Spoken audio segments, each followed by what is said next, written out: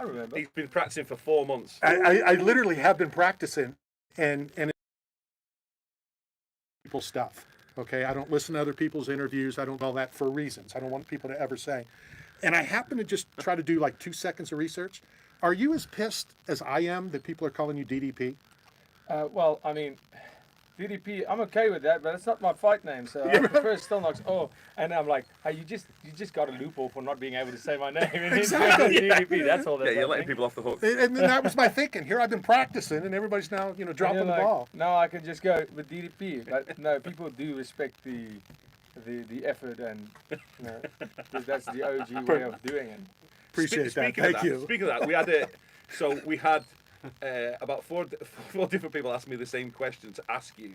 Still Knocks, where does it come from? So Still Knocks is I don't know if it's a thing in the United States. So it's a like a very strong sleeping tablet, like you get prescribed. Right. Okay. And so my brother, yours truly here, he's the one that came up with it. So I was 19 years old when I made my professional debut, and everybody had these names like the Punisher and the Bone Crusher, and I was like, guys, I'm not going for any of that. Come on, look at me. I'm not going to go for any of that. And I didn't have anything, and I was like, my debut is in like 8 weeks. We need, come on, guys, let's put heads together. We need a name. And my amateur record as a kickboxing K1 fighter was 33-0. I had 33 fights, and no losses with 30 knockouts. And my brother, he came up and he said Still Knocks, and I said, what's that? And he's like, no, it's just like really strong sleeping tabs. And, I love so we had the spelling. The spelling was changed, and to make it more fitting for fighting with the knocks and all that. I love it. And it stuck. So I was like, cool, let's give it a try and see what happens. That's such a better answer than when I asked Colin, who's the guy from Men at Work, who's the lead singer of Men at Work? I don't know. Colin Hay. Colin Hay. Okay. So. Obviously you can tell he's not from the U.S. just by his accent. Yeah. So I asked Colin, what's a Vegemite sandwich? Right, okay. Because he's from down under. And you know what his response was? There's a thing called Google. Yeah, well, there you go. Well, listen. So at least you were nice enough. Yeah, nice enough to say, figure it out. How do you handle this week? Is it just another week, just another fight week, just another fight, just another person? Definitely not just another week, but definitely just another fight week. Just exactly like all the others, coming in and, I know what to do. I know my body. I know how to cut this weight. I know what to do to be able to perform with the best of my ability. So there's no major changes. Obviously, just a little bit better than the previous time, making sure like we're getting a little bit extra. Maybe we came in a little bit earlier, quite a bit earlier this time, to make sure that if there's any advantage to be gained with the climatization being here earlier, we would get it. And just another guy. At the end of the day, I'm fighting for number 1 contender spot for sure, but at the end of the day, it's going to be I need a win, just like every other fight. It's as important as the previous one. Yeah. Were you surprised that just another guy is this guy and not the guy that everybody wants to see you fight? I could rephrase that. The guy I want to see you fight. Yeah, I honestly thought that we were going to get that title fight immediately. I really did. But, when they phoned me while I was still asleep because of the time zones. And I just saw my phone, a couple of missed calls from my manager. And I said, oh, cool. And I phoned him back like early morning. And he said, so they want to do the Whittaker fight. And I said, well, okay, if that's the fight. I was ready for a fight. And I honestly thought we were going to get that as a fight. There was definitely talks about it. And when he phoned and said Whittaker is the guy they want you to fight Whittaker, I said, all right, well, that's the guy then. For me, whether I fight him now or whether I fight him after I've won the belt, it's all the same. And I believe if you don't beat a guy like Whittaker, you don't deserve to be the champion. Of course, you've got to beat the guy to get to be the guy, Yes. But surely though, beating Robert on Saturday, I mean, how does you and Izzy for the belt, the first UFC card in Africa sound? Is that his kind of dream of? That is the dream, and that will be the biggest possible thing that could happen, right? That would be. I mean, I don't know the logistics. I think they're still trying to look at logistics of arenas and space and that kind of stuff. South Africa is definitely the way to go. I honestly believe. But I don't see anywhere other than South Africa really for that kind of fight. Can I just throw my name in the hat if it's in South Africa? I can stay at your house. Yeah, sure. Okay. I'll get my plans ready. Just bring a mattress. Yeah, bring a mattress. Bring a mattress and hide your candy. And obviously this is a no-brainer. But how do you not even think of Israel? How do you not even think of South Africa or Africa? And if you don't handle Saturday, there is no. Yes, I'm 100% thinking about South Africa because this fight as important as any other with them, and we are playing the Aussies on Saturday in the rugby. Yeah. And they're playing in South Africa. It's a big weekend for us against the Aussies. And it's easy not to think about Lasagna. Look at the guy in front of you. If you see Robert Whittaker in front of you, it's easy to not be thinking about anybody else. Sure. He's absolutely great, and it's going to take every single thing that I have to beat this guy, and I'm ready to put it all out there. When you're training for this fight, do you watch his film? Are there things? Because, typically, I would assume, fighters change stuff. I remember one fighter saying it was Randy Couture when he fought Tim Sylvia for the heavyweight title. He said, I knew that I was going to do these two things, whatever it was, a right and then a leg kick. And I threw the punch and I went to the leg kick and he was gone. He already fell to the ground. So, how do you not think too far ahead? Yeah, I mean, I don't like to go and say, this is what I'm going to do in this fight. 100%, this move, this move, this move. He's going to do that. I'm going to do this. No, you look at the picture as a whole, and you see you're looking for mistakes that are reoccurring. You're looking for weapons that are reoccurring, and you don't base your whole plan around that. But you do keep that in mind because, you have this footage. It's almost like a skill to be able to make the perfect game plan at this level. I'm strong, Whittaker is strong. I'm fit, he's fit. He's a good striker, I'm a good striker, he's a wrestler. Both of us have that physical skills. Mentally, that's where we are set apart tremendously. And then, of course, game plan. Going in there and not game plan in the sense that I have to do this, just implementing my strengths to his weaknesses, or not even his weaknesses, just my strengths. Fighting at my strength and not fighting at his strengths. That is the guy who implements the game plan the best is 80% of the time going to win that fight. And that's why I'm not 100% ever going, this guy fights like this, I have to do this. But you keep that in mind, and when you train for a fight, you make sure that, this is where we can exploit in my strength. I can exploit that. And that's where you're looking to hammer. But, in a fight, a lot of fights does this happen, and after that first round, you go into the corner and say, oh, cool. So the game plan doesn't work at all. It doesn't, it's not like, no, not at all. Like, not one thing worked. Yeah. So let's, and everything goes back to, now it's time to fall back on your all-aroundness and your ability to adapt and overcome. Yeah.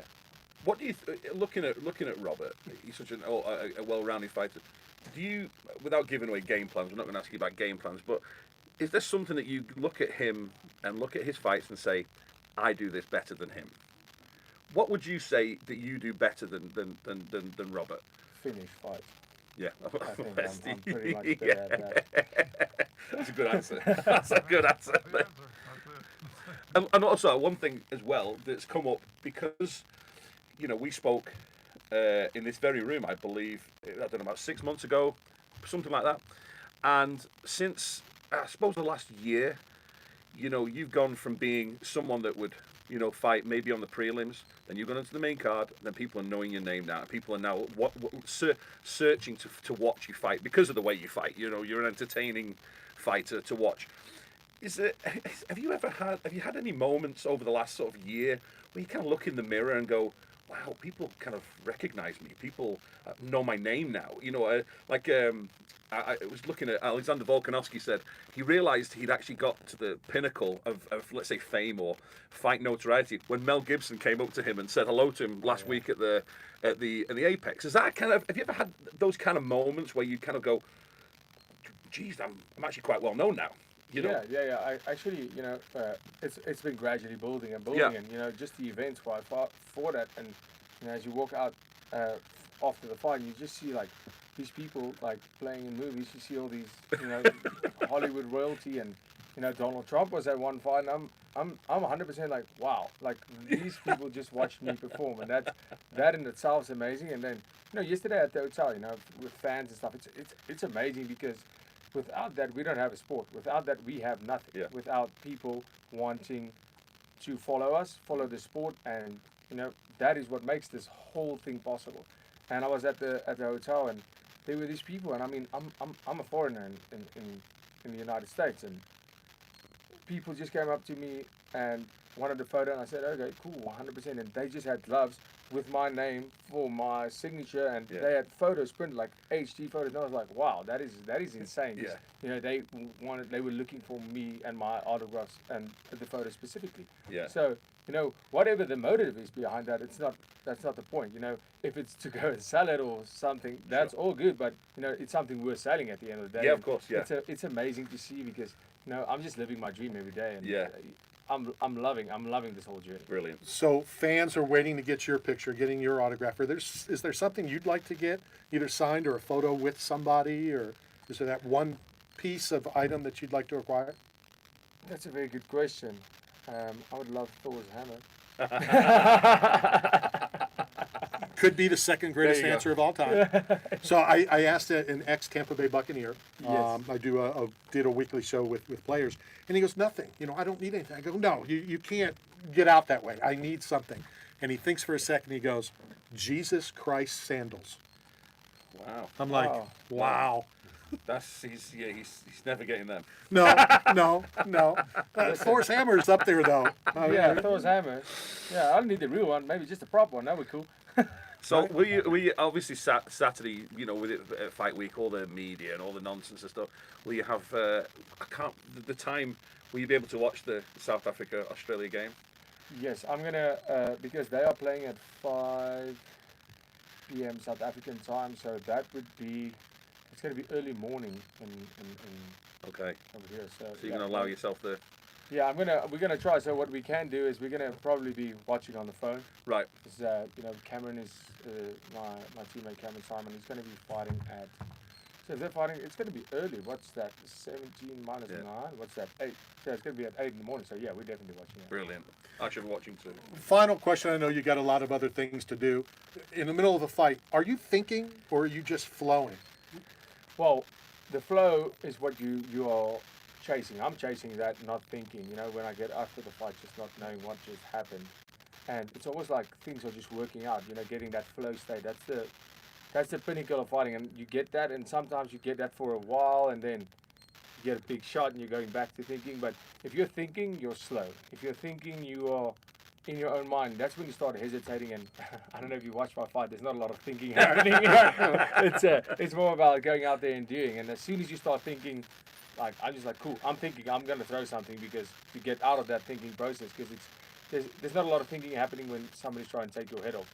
And as soon as you do start thinking, I believe that's when your reactions are slower, and that's when it's almost like people can see, and the opponent can see what you do. I feel like I'm thinking about a certain technique, or I think about doing something, there's no way I'm doing it, because if I think maybe I should do this, I feel like he can, you know, you are so focused on each other in a fight. Like, it's something you can't explain to anybody else that hasn't been in that situation.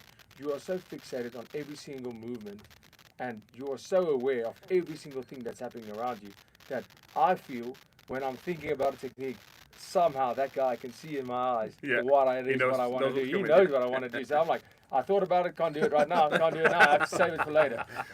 Eve Edwards used to always say, the work is the work. This is fun. This week, and then Saturday is your reward for all the hard work that you've done up to this point.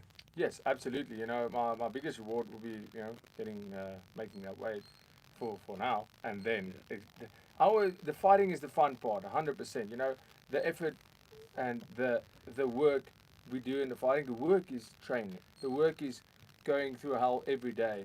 And, you know, the media is fun. A lot of people don't like it. I enjoy this quite, you know, we're talking about the thing that I love most. And, you know, making the weight is a win in itself. It's the fight before the fight, and then the fun part of fighting. That's why we do this. That feeling of walking out there and being afraid, not scared, but afraid of failure, and that adrenaline that you're getting of the unknown. You know, you don't know what's going to happen right now. You have an idea and you have this belief, but ultimately there's no way of knowing. My next weight cut will be my cremation. Boom, boom. And we'll end with that. Dricus, thank you very much for stopping by. I want to get your address. We were supposed to send something to you, I think, in Miami or something. Yes. And I want, wherever you need it sent, I'll send it to South Africa. Oh. I want to send you a package from 8 Man Strong for coming on and hanging out with us. And I appreciate that so much. I will give you that address. That's We'll do awesome. that. Let's go hit a real quick break and have fun this week. Have fun on Saturday, and I'll book my flight as soon as the fight's over. Beautiful. Thank you so much. Thanks, Thanks for pal. having me. Let's go hit a quick break. Coming to you live from the Apex.